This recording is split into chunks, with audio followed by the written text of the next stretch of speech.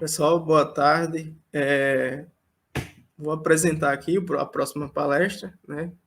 E aí é o Alexis Vanderlei, ele que representa a AWS, né?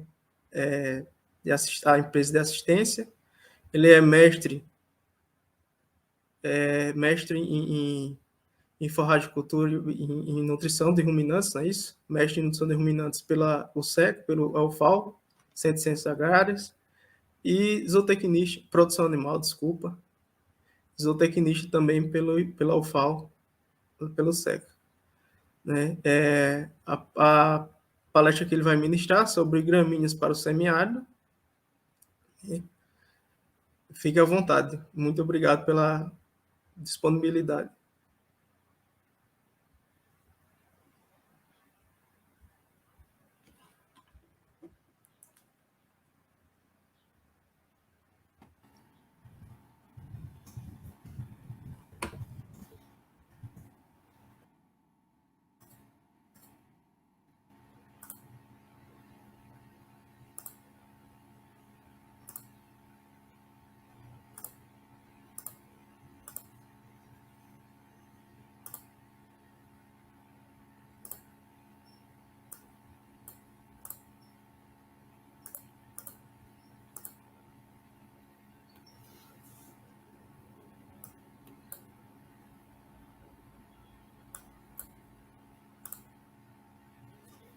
Boa tarde, pessoal. Como o Anderson mencionou, todos que estão vendo a tela.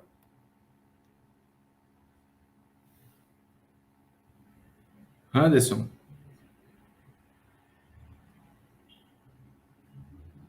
Professor Anderson. Estão me escutando? Sim.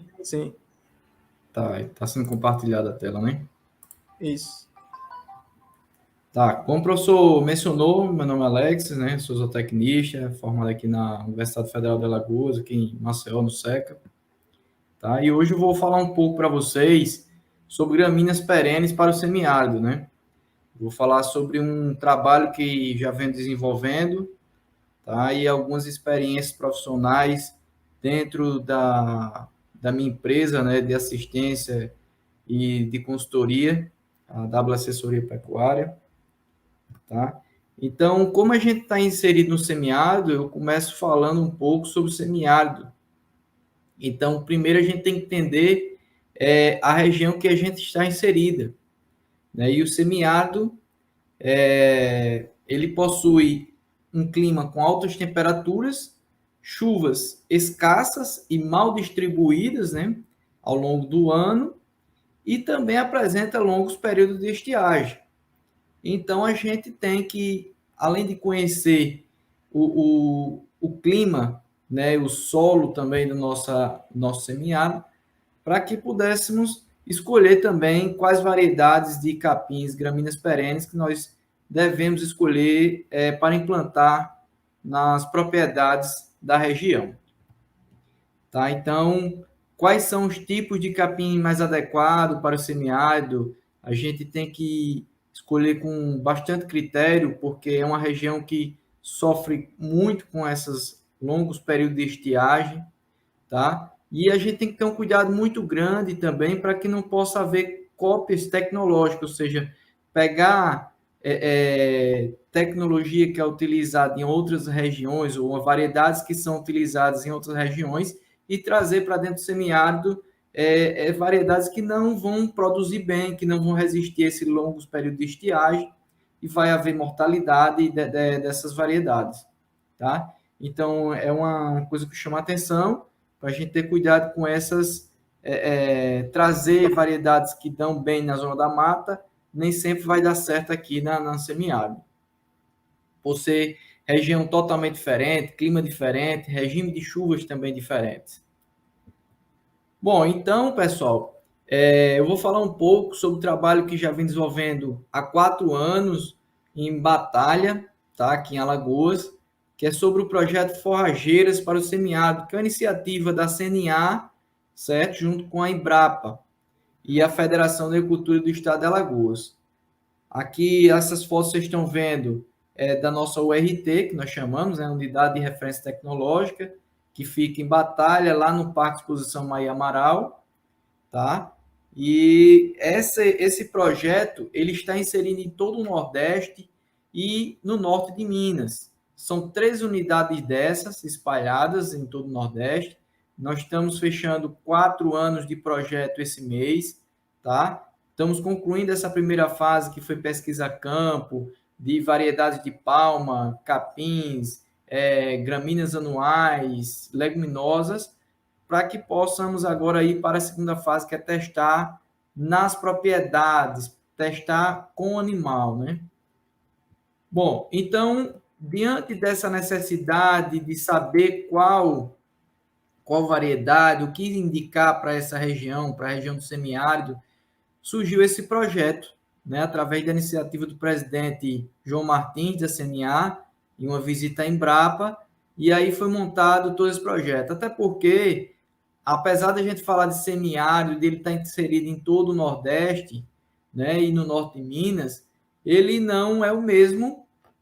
O nosso clima aqui em Alagoas não é o mesmo lá da Paraíba, não é o mesmo do Ceará, não é o mesmo de Pernambuco. Então, nós temos particularidades que diferenciam todo o semiárido. Até dentro aqui de Alagoas, a gente tem, se a gente pegar de Batalha a Delmiro, a gente vai ter particularidades de solo, como também de clima, dentro do nosso próprio semiárido aqui em Alagoas.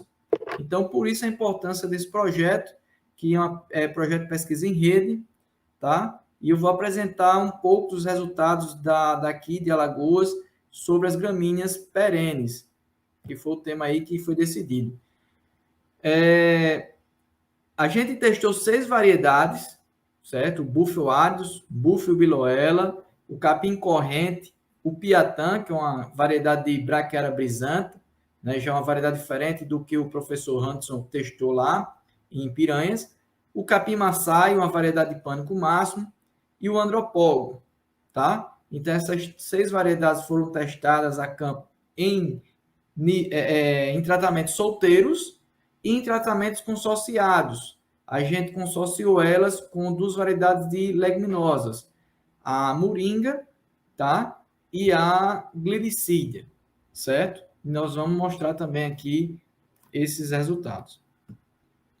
Bom, antes de entrar nesses resultados, eu vou especificar, falar um pouco sobre as principais variedades que eu acho que dentro do nosso semiárido, assim, até mais utilizadas, certo? E a primeira dela é o búfalo áridos, né?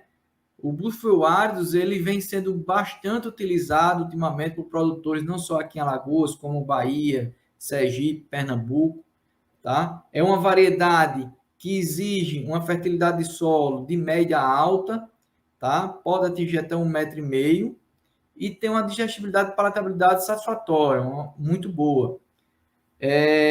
Um grande problema que eu vejo com o búfalo, que eu vejo muitas pastagens de búfalo em degradação aqui no nosso semiárido. O grande problema está nessa exigência de solo. O pessoal quer tratar o búfalo sem dar nenhuma atenção, planta, deixa para lá, não acaba com as invasoras, né? Também não faz adubação de correção ou de manutenção. Isso faz com que, ao longo do tempo, esse búfalo também ele vá caindo sua produção e entrando em degradação. Ele também é utilizado para pastejo de feno, tá? Tem a sua forma de crescimento cespitosa, ou seja, forma torceira. E como eu falei anteriormente, ele é extremamente exigente. E aí ele não aceita competição, é um capim que não tolera muita competição e que também é exigente em solo.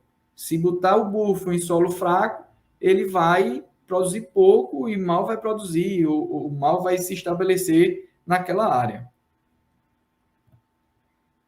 A segunda espécie que eu gostaria de falar e chamar aqui, que também vem sendo utilizada, mas já em menor proporções, é o búfalo biloela, tá? Ele também tem uma exigência média alta, fertilidade de solo, já tem um porte menor do que o búfalo áridos, ele atinge só até 1,20 m, tá? Também possui uma boa palatabilidade e digestibilidade. E eu tenho até uma observação a campo, isso já não foi experimento, que no ano passado e nesse ano, nós tivemos o ataque de largata, que é comum aqui no semiárido, né, no nosso sertão. E a variedade de búfalo biloela, ela foi mais atacada do que a variedade de búfalo árabe nos 2 anos, tá? Eu não encontrei a foto nos meus arquivos para poder colocar aqui para mostrar para vocês, mas houve essa observação. Enquanto o búfalo biloela foi bastante atacado por elas, o búfalo árabe sofreu menos ataque da largata, né? Isso tem a ver também que se fala que ele é mais resistente a insetos, né? A praga, inclusive a cigarrinha da pastagem. O búfalo biloela também é utilizado para pastejo de feno, tá? Também possui a mesma forma de crescimento, cespitosa, em forma de touceira, tá? Essa foto aí é lá na nosso RT em batalha, do capim biloela, né? Do búfalo biloela. Você vê que é um capim bem denso, né? Fecha bem a área. Bom, uma outra variedade, essa é bastante utilizada, é o Uruclua moçambicensis, o capim corrente, como é comumente conhecido. Ele é pouco exigente em solo, ou seja, ele tolera solos pobres, sendo que ele tem uma preferência por solos mais argilosos, né? Por ser por manter mais a umidade, né? Ele se dá melhor em argiloso. Tem um porte até 1 metro, uma boa digestibilidade também, palatabilidade, e a mesma forma de utilização do búfalo, né? Para pastejo e feno. Eu vou mostrar mais na frente também que essas variedades já vêm sendo utilizadas para silagem aqui no nosso semiárido. O capim corrente, ele tem uma forma de crescimento diferente, ele é decumbente, entorcerado. Se você observar nessa foto aí abaixo, você vê que ele solta, né? Ele tende a cair por cima e soltar até estolões aqui. Ele decumbe por cima e vai fechando toda a área, tá? Ele se adapta a solo mal drenados. Essa é outra característica importante do corrente. A gente, apesar de estar no semiárido, mas a gente encontra muitas áreas de alagamentos temporários, de encharcamentos temporários durante o período de inverno, e ele é uma opção para essas áreas, tá? Porque o búfalo ele não tolera. Inclusive, nos anos que choveram muito, ele acanhou lá o crescimento, amarelou, então ele mostra que não é tolerante a solo mal drenado. Eu esqueci de falar também, pessoal, que o solo lá da URT de Batalha, ele é um solo mais argiloso, um solo de textura média, né? Apesar dele estar sendo classificado como arenoso, mas ele tem um percentual de argila em que se torna um solo mal drenado também quando pegava uma topografia que não fosse favorável para escoamento da água. O corrente, ele também suporta, né, pastejos mais intensivos, pastejo próximo ao nível do solo, ou seja, você pode rebaixar mais o corrente e até se deve para que ele possa se renovar melhor a questão de produção de folhas através de seus pé-filhos, tá? Então, o búfalo, você tem que manejar ele um pouco mais alto, enquanto o corrente você pode baixar mais. O outro capim que eu queria também chamar aqui a atenção, andropólogo, é um capim que, a nível de solo, exige baixa fertilidade, também tolera solos ácidos. Ele tem um porte maior, pode chegar até 1,80 m, tá? E tem uma boa digestibilidade e palatabilidade. É utilizado muito para pastejo e também silagem. Já um capim que não é muito bom para feno, tá? Ele tem boa produção de massa, é bastante utilizado também aqui no Maranhão, pessoal. Aqui no semiárido nosso de Alagoas, ele é pouco visto, mas no Maranhão ele é um capim que é encontrado facilmente lá na região do Maranhão. É um capim com hábito de crescimento cespitoso, semi-ereto. ele tem a vantagem porque ele tem se adaptado bem ao semiárido, porque ele tem um sistema radicular profundo, tá? Agora, eu queria chamar a atenção porque ele possui um ciclo curto e se você perder o ponto de pastejo desse capim, ele vai crescer, vai alongar bastante os comos e vai também lignificar rapidamente. Isso foi visto diversas vezes lá na URT, quando a gente passava do ponto, ele emitia pendão, lignificava, ficava como muito duro, e isso é ruim, porque baixa a digestibilidade do alimento e, consecutivamente, vai baixar o desempenho dos animais que estiverem em pastejo nessa variedade.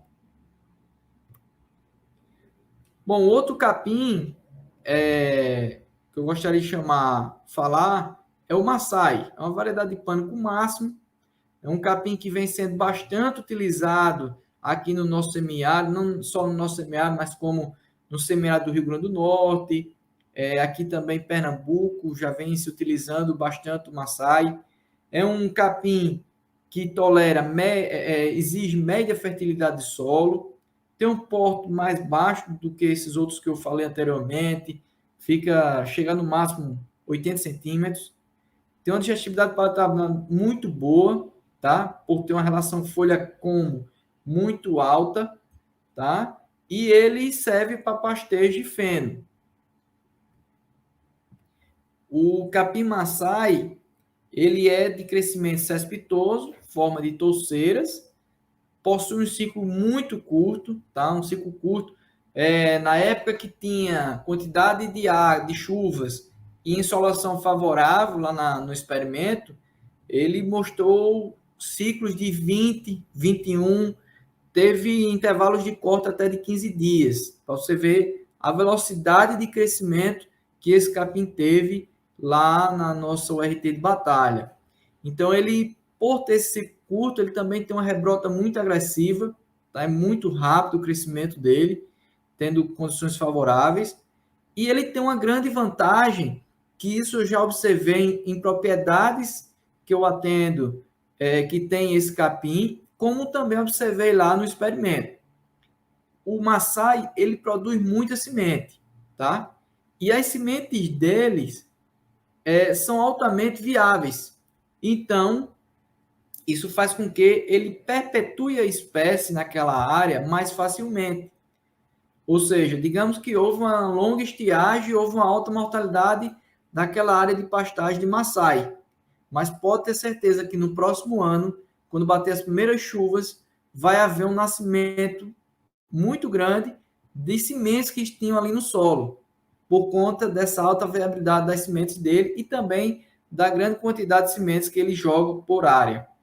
Então, é uma variedade que vem se destacando aqui no semiárido, veio para ficar, tá? E temos tido bons resultados com ele aqui no nosso semiárido alagoano e aqui nessa região de Batalha, Olho d'Água das Flores, tem bastante área já de Majores d'Oro também, já encontra áreas de Maasai bem formadas. E por último, tem o capim pangolão, que eu queria dar um destaque também, por ser bastante utilizado. É um capim que há muito tempo já vem sendo utilizado aqui no nosso semiárido, tá? Qual é a grande desvantagem dele e que ele está caindo em desuso? O capim pangolão ele só se propaga através de mudas, enquanto Maasai, Andropógon, Búfalo e Corrente se propagam por sementes. Então, com a dificuldade de mão de obra, com o custo da mão de obra, está se tornando caro e inviável fazer plantios e replantios de pangolão, tá? Então, mas é uma variedade que ainda é bastante encontrada aqui no nosso semiárido, é uma variedade da Digitária persistente, tá? E ela exige de média e alta fertilidade, apesar dela tolerar solos pobres também. Tem um porte baixo, porte parecido com o Maasai, até no máximo 80 centímetros, ele cresce. Uma digestibilidade palatável muito boa, relação folha-como excelente, tá? E ele é muito utilizado para pastejo de feno. O pessoal usa muito o feno dele aqui no nosso semiárido.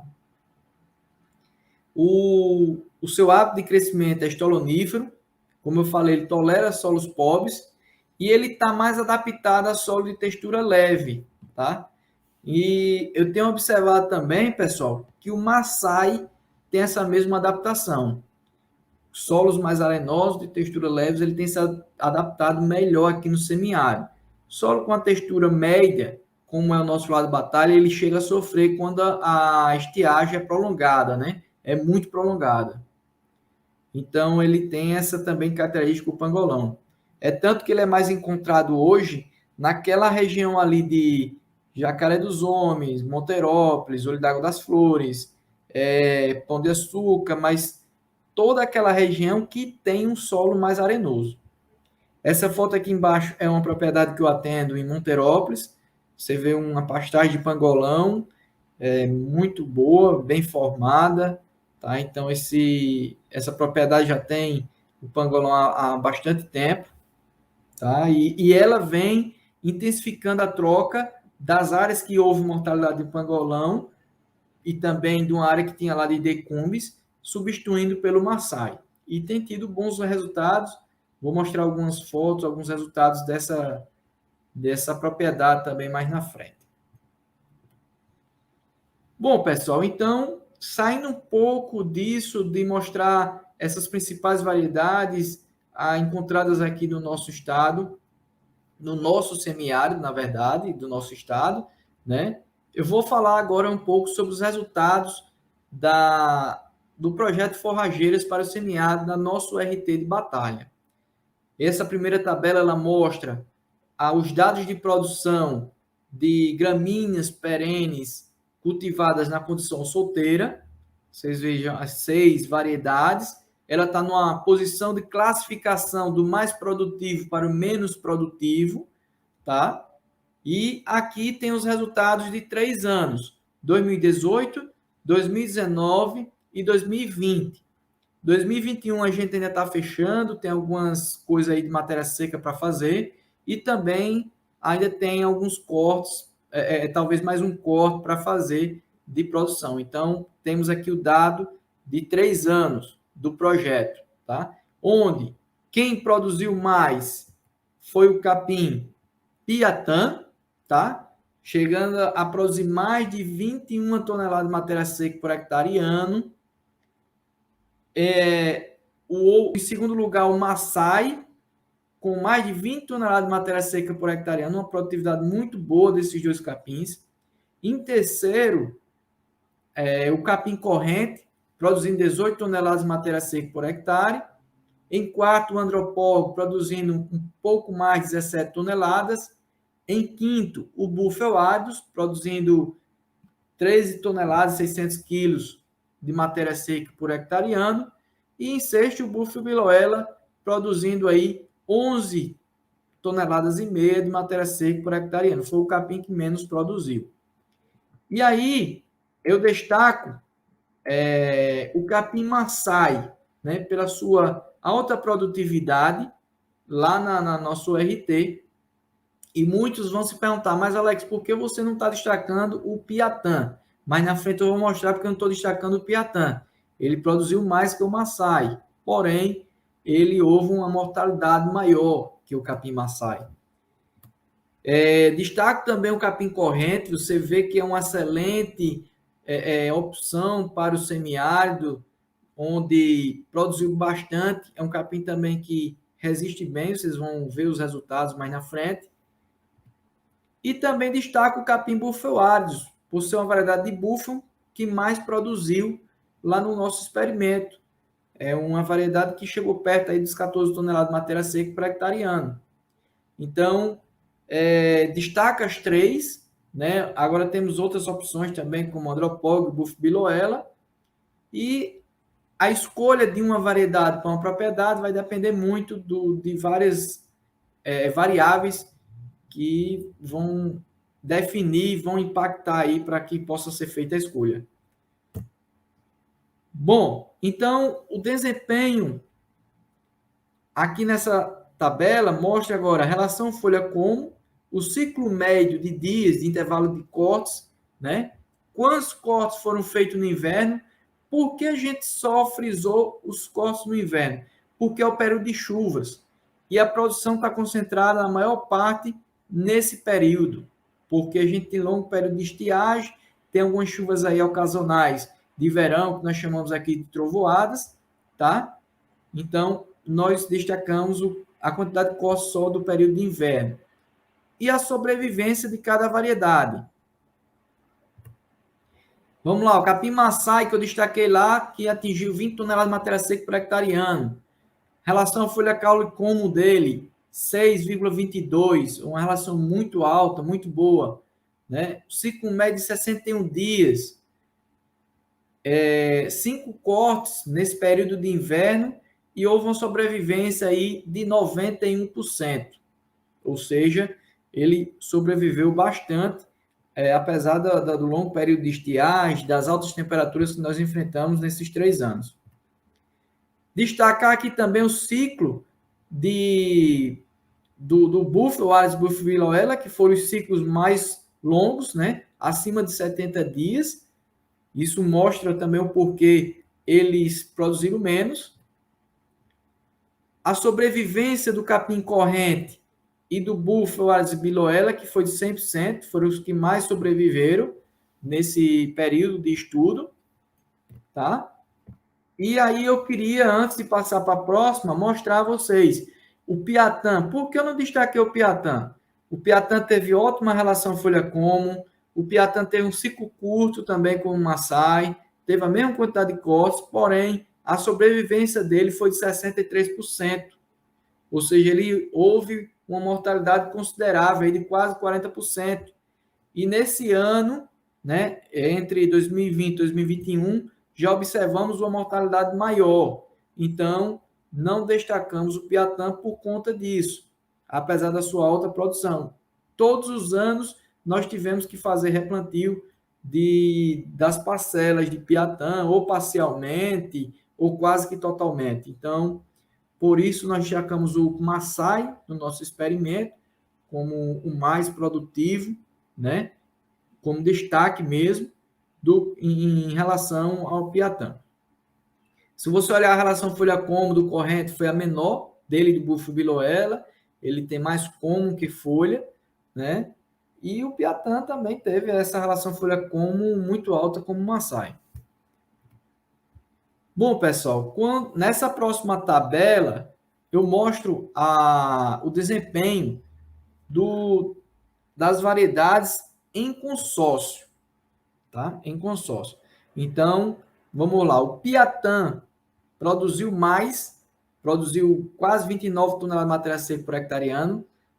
Resumindo, voltando, pessoal, esses resultados é a média dos consórcios de moringa e glilicídio, ou seja, eu fiz uma média dos dois para que não pudesse ficar as duas separadas. O que interessa aqui é o consórcio. O Maçai continuou produzindo em torno de 20 toneladas de matéria seca por hectare ano.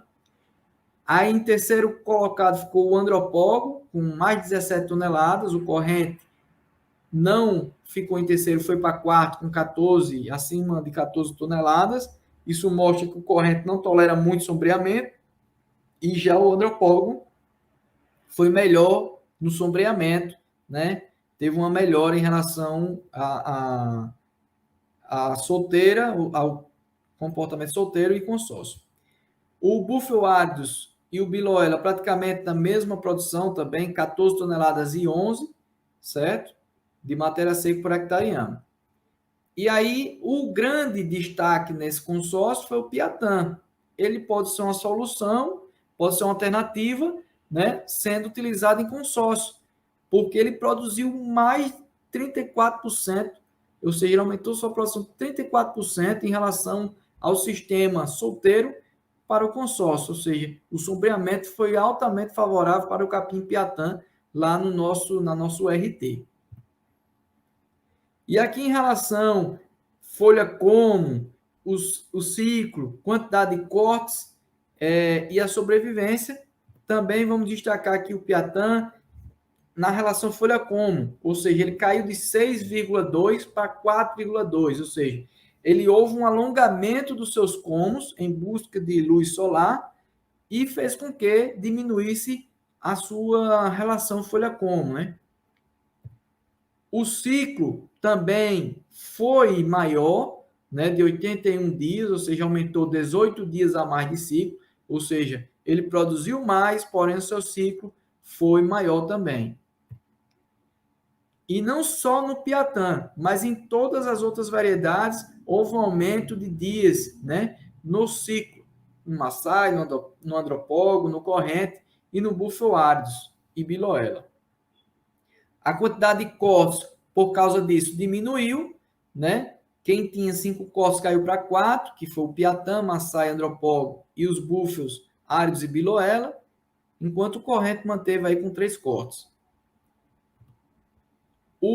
A sobrevivência do Piatã, ela também foi maior, né? Ela subiu 9%, ou seja, ela saiu de 60% para 70%, quase 10% a mais de sobrevivência. E isso é um dado interessante e que é considerável. Então, nesse tipo de sistema de consórcio, o Piatã se mostrou uma alternativa que pode ser viável aqui para o nosso semiárido. E aqui eu coloquei 2 fotos do Maçai consorciado, certo? E também do Piatã em consórcio. Tá? Então, vocês estão vendo aqui essa foto da esquerda com o Maçai. Olha que pastagem linda. Isso é lá na ORT de Batalha. E essa à direita do Piatã também consorciado com moringa e glicídia. Bom, pessoal, saindo um pouco do projeto Forrageiro para Semiado, vou mostrar aqui alguns resultados de propriedades dos semiados que eu venho atendendo, que eu venho acompanhando, onde a gente faz uma coleta de dados, né, de produção. E vou mostrar dados do pangolão, do corrente e do búfalo áridos. Esses dados do pangolão é naquela propriedade que eu falei em Monterópolis, tá? Uma propriedade de gado de corte, onde mês a mês nós vamos coletando, antes da entrada dos animais no piquete, a pastagem para fazer a produção daquele piquete naquele período, e nós vamos fechando o planejamento depois no final do ano, nós vamos fechar toda a produção mês a mês, para que a gente possa fazer o planejamento dessa propriedade, planejamento alimentar, base de pasto, né? E ver onde está o gargalo e a produção. Então, veja que interessante. Em azul aí, a altura de entrada, né, do capim, em vermelho a matéria seca, e em verde a disponibilidade de matéria seca por hectare. Tá? Então, se a gente pegar aí, a gente tem uns dados dessa fazenda de abril a agosto. Se a gente pegar em abril, vamos primeiro para a altura de entrada. Começou com 20 centímetros, em maio foi para 25, junho para 30, julho 31, agosto 29. O que é que vocês observam? É justamente o período de chuvas. Começa em abril e vai no máximo até agosto, né? Ou então começa em maio e vai até agosto. Então, o pasto estava baixo em abril, começou a chover, ele começou a se recuperar e a altura de entrada da pastagem começou a aumentar. A matéria seca também houve uma correlação com isso. Você pegar abril com 54%, maio já caiu para 17%, junho 22%, julho 23% e 32% em agosto. Ou seja, entrou em abril a pastagem muito seca, praticamente um feno em pé, então alto teor de matéria seca. Em maio já tinha tido chuvas suficientes, renovação dessa pastagem, ela caiu para 17% e ficou em torno de 20% até julho. Em agosto começa a secar, a matéria seca também aumentou, foi para 32%. E aí a curva de disponibilidade de matéria seca, né? Essa linha verde, onde você vê uma disponibilidade em abril maior, caiu um pouco em maio, por conta que a pastagem estava se renovando, e até junho caiu, né? E aí depois de junho a pastagem começou a se recuperar e a produtividade atinge seu ápice em julho, em agosto mantendo também uma alta produção, tá? Então, para que serve isso aqui? Para a gente identificar quando a gente colocar a demanda aqui do rebanho, da propriedade, onde é que vai ter o déficit, onde vai ter sobra. Porque essa sobra ela vai ser uma alternativa, ela pode virar um alimento para ser utilizado num período estratégico. E aí as formas de utilização nós vamos mencionar mais na frente. Aqui é a mesma avaliação, sendo que do Búfalo Oasis já é uma outra propriedade, uma propriedade de Jacaré dos Homens, tá? Já muda um pouco o solo e também a região, certo? Onde vocês observam um comportamento aí de altura de entrada também parecido com o que houve na outra propriedade. Começou com 35 centímetros em fevereiro, abril 37, maio foi para 86 centímetros, junho 73, julho 54, agosto 55, né? Então, você vê que houve uma recuperação dessa pastagem entre abril e maio e até agosto manteve bastante produtivo. Matéria seca, o mesmo comportamento. Começou com 80%, o pasto estava seco nessa época, em fevereiro, realmente um feno em pé, né? Em abril caiu para 17% de matéria seca e em maio subiu 37, 38, 36 e agosto 42. Produtividade também atingindo seu ápice em junho, tá? Em julho e agosto mantendo aí produções altas também de matéria seca. E aí vamos para o capim corrente, certo? Capim corrente. Esse dado do capim corrente é na mesma propriedade de Jacaré dos Homens, são as duas variedades que têm predominância na propriedade, que está sendo implantada, é o Búfalo Oasis e o corrente. O Búfalo Oasis, se você olhar, mesmo comportamento na altura de entrada, começa com 25 em fevereiro, abril caiu um pouco para 23, né? E aí começou a chover em abril, maio foi para 86, 96, julho 69 e agosto quase 80 centímetros de altura de entrada, né, nesses piquetes. Tá? A matéria seca também começou alta em fevereiro com 54%, em abril caiu para 23%, né, era rebrota, era o início do período das águas e essa pastagem mais nova.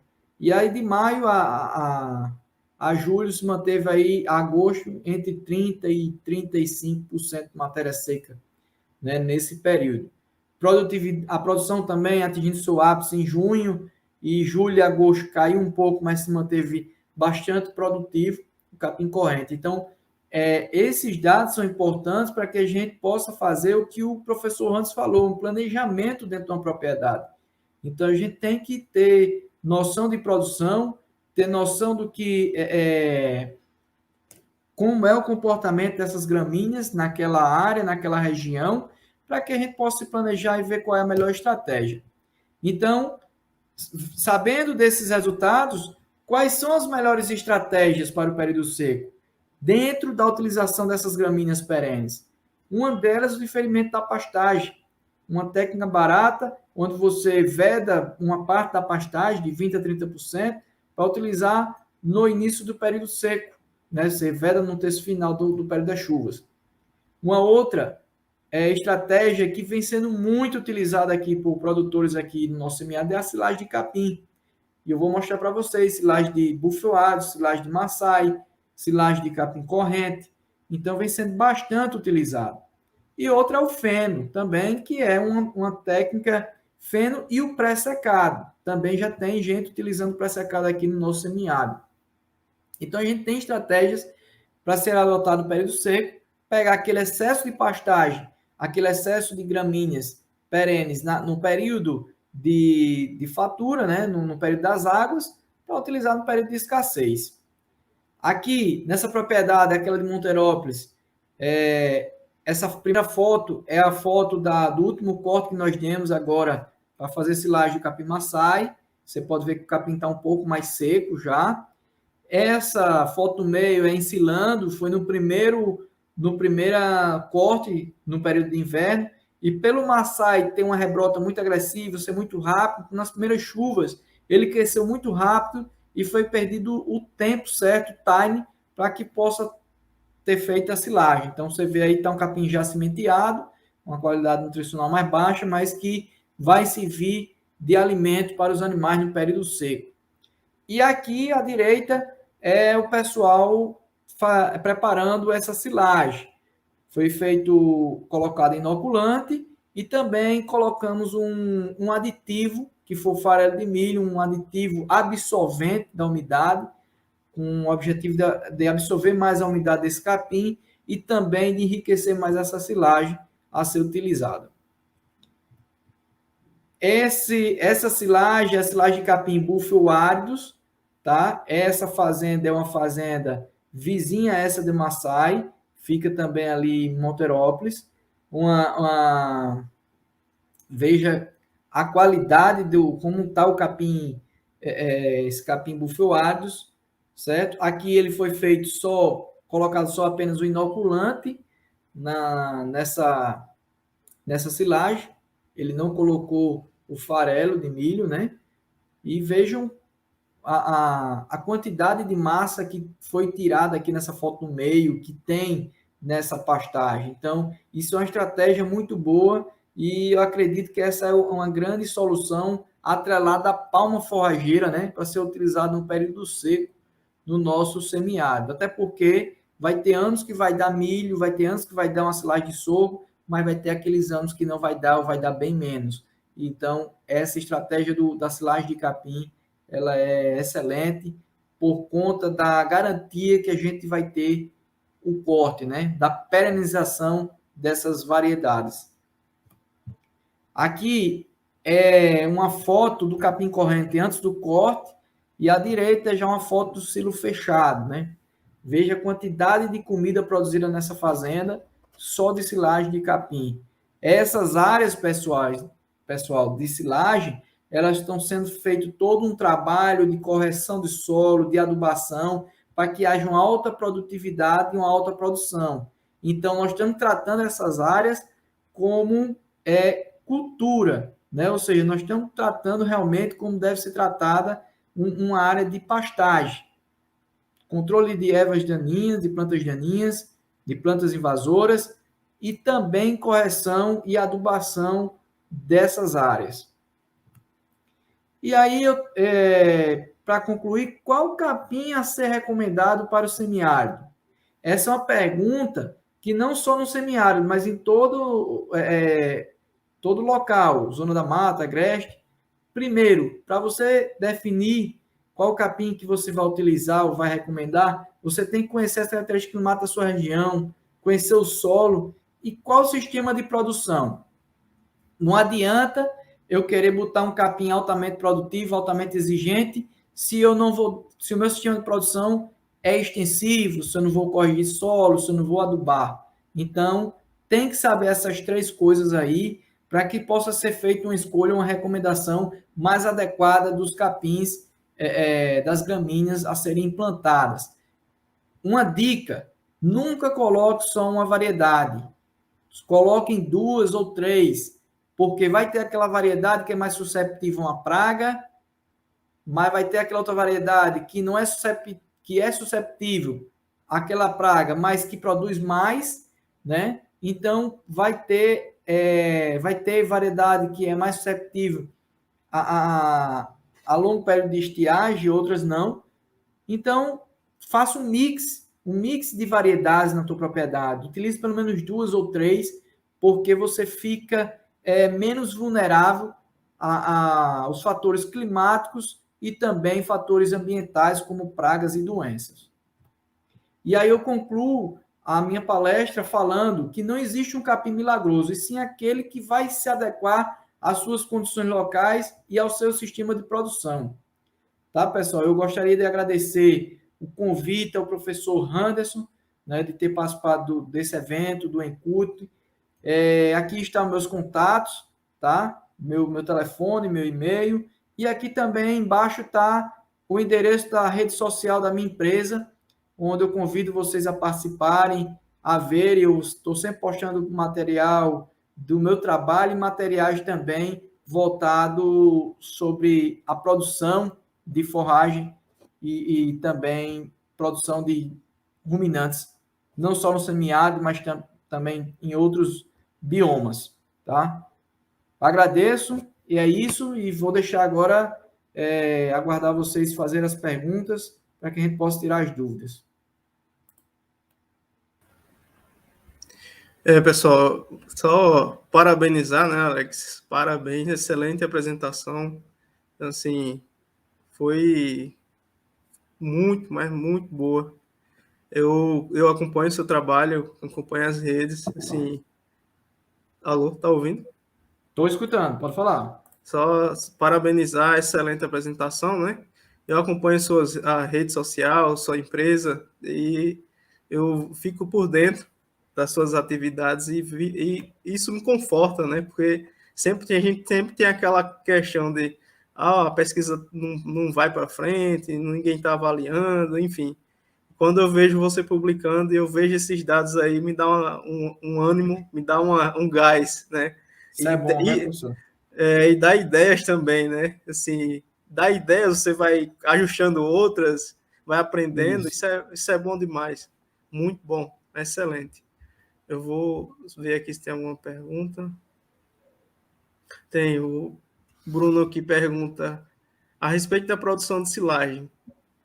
Por que optar por um capim, teoricamente, para pastejo direto, e não usar um capim-elefante, como o capiaçu, por exemplo?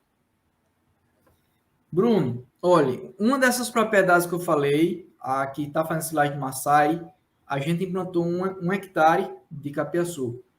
O problema que eu vejo do capiaçu é que ele é exigente, é um capim exigente, não só em solo, mas em clima. Então, lá é um solo mais arenoso, um solo mais leve, eu acredito que ele vai se dar bem. Mas não é todas as áreas, é isso que eu estou falando, que eu falei no final, tem que avaliar, tá? Então, não é todo caso que você vai poder botar o capiaçu. Então, a gente tem que ter muito cuidado com isso. Essas fazendas que estão optando por fazer silagem de capins, todas elas já fizeram, já plantaram sorgo, já plantaram milho. O problema é que já sofreram com longos períodos de estiagem e tiveram quedas e até não colheram o milho e o sorgo. Então, é uma segurança alimentar que se tem. Não quer dizer que você não tem um capiaçu, não tem um milho, não tem um sorgo. Você pode ter. Mas com a silagem de capim você tem uma segurança. Lázaro pergunta aqui, qual o maior entrave ou dificuldades para o estabelecimento de gramíneas forrageiras aqui no sertão, na região semiárida? O maior entrave, Lázaro, eu digo assim, de certeza, é qualidade de semente. Eu acho que esse é o maior entrave aqui para nós, porque se você pegar as sementes que são vendidas de bufloáridos, de corrente, de andropauga, é uma semente muito suja, uma semente que a gente não tem um controle de qualidade, a gente não sabe o teor de germinação. Então, a qualidade de semente é o maior entrave. Verdade. Ninguém tem mais nenhuma pergunta? Eu tenho. Tem aqui. Só daqui a pouco eu faço. De acordo com as alturas de capins apresentadas, a altura de entrada e saída dos animais na pastagem difere entre si ou não? Para que ocorra a otimização da forragem. Difere sim, Anderson. Cada variedade tem sua altura diferente, né? Eu queria até fazer uma indagação que eu acho que ninguém perguntou, eu esqueci de falar, é que o seguinte,